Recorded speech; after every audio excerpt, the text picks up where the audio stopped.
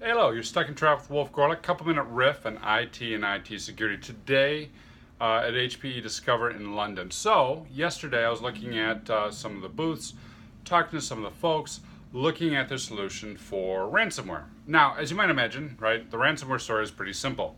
You get ransomware, you either pay it or you restore your files.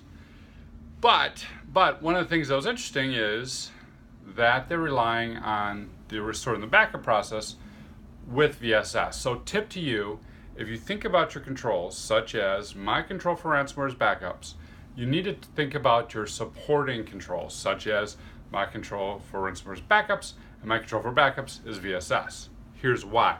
Many ransomware providers, the malware itself, targets VSS and shuts off those snapshots. Now you don't see it yet today, you haven't seen it, but you might. Because we see this in other malware providers, that they exploit the time span. So for example, if I'm delivering you malware and I know you're looking for malware and then I know you will check for about an hour and then you'll give up, then I'm going to wait 2 hours and after 2 hours we're going to exploit it. Now think about this. If I know your backups are dependent on VSS and I install ransomware and I stop VSS, I wait a week and then I do the ransom. Now you've lost a week's worth of backups. You go to your backups and you're like, hey, wait a minute. My backups haven't been working. I haven't been getting any backups. What the hell? And now I'm in a position where I can say, give me all the money because you want your week's worth of data. A little bit of a problem. Very simple solutions to make sure VSS is working.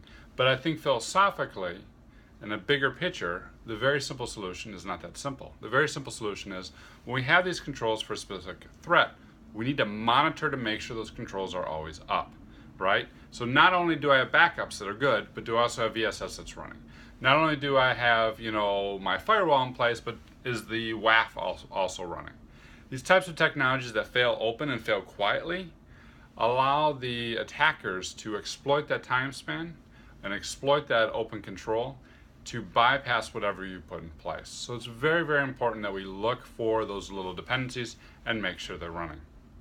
Got a good story about an attacker that bypassed one of your controls because a dependency was broke? Hit me up in comments or tweet at me on social media. And if you're at HPE Discover, come see me. I'm walking around primarily in the blog area. Have a good one.